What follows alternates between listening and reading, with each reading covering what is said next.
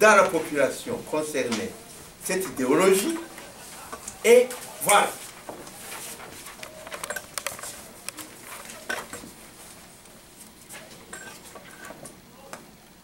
Il y a donc dans le mouvement rebelle deux objectifs. Objectif majeur, c'est l'extermination des tous. Extermination. C'est pas tuer, exterminer. Ça veut dire enfant, fœtus, tout. Exterminer. C'est ça. Vous avez là?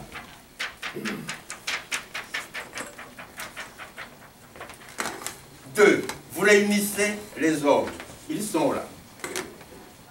Il est question de 25 000 hommes qui vont attaquer le 29 dans la partie sud du Burundi, donc depuis la capitale jusqu'à la frontière avec la Tanzanie.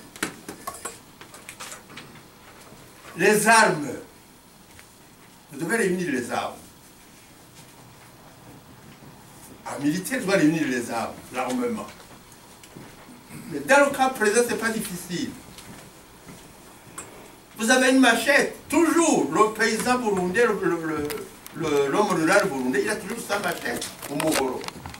C'est écrit ici, c'est pas pour rien, au Muhoro, au Mupanga, au Buhiri, mais tout ceci, c'est les instruments les plus ordinaires, mais quand on les utilise contre le voisin, c'est d'une efficacité qui n'a pas d'égal. Même la bombe atomique ne peut pas tuer en entrant sur le corps les hommes qui sont morts à son arc, à la machette. Et cet instrument va continuer à servir même plus tard. Même au Rwanda, c'est ça qui a été grave.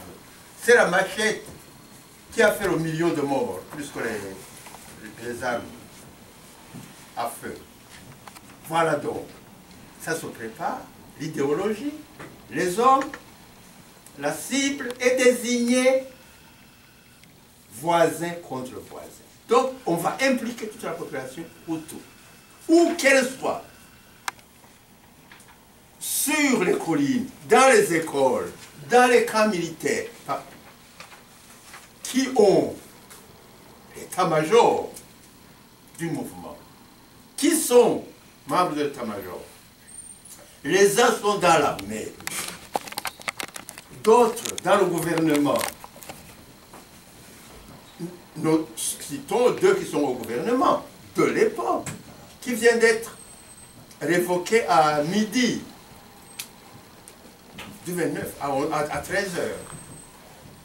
Eh bien, il y a Martin Rosé, il est dans l'armée, il est ministre, et il y a Borasekou, il y a Ndaïzi Gapio, qui est ministre des Travaux publics. Côté civil, côté extra-gouvernement et structure de l'État, il y a Biorero. Il y a Seheye.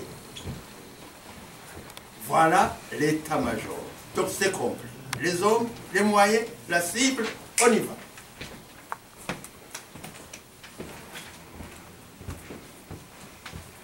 Comment ça va être mis en application? Deuxième élément, quand vous avez un objectif, quand vous avez la stratégie, vous devez maintenant, ils ont mis maintenant en application à partir du 29. Comment ils ont appliqué ça? Comment ils ont appliqué ça? D'une façon systématique. Machette, voisin contre voisin. Eh bien, ça a été redoutable comme destruction. Redoutable. Sur toute la plaine du lac Tanganyika, vers la frontière tanzanienne, ça a été littéralement une chose épouvantable. À Murago, il y avait, la mission de Murago était tenue par les pères isabéliens. 3000 Tutsis ont fui vers la mission. 3000. Nul n'est sorti de Murago.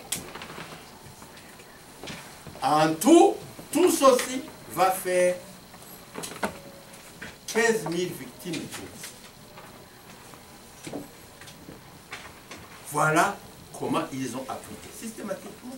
Tout le monde, proximité, et il y avait tout un arsenal absolument incroyable de cadres, partout, dans les écoles, dans les universités, dans les écoles secondaires, dans tous les métiers.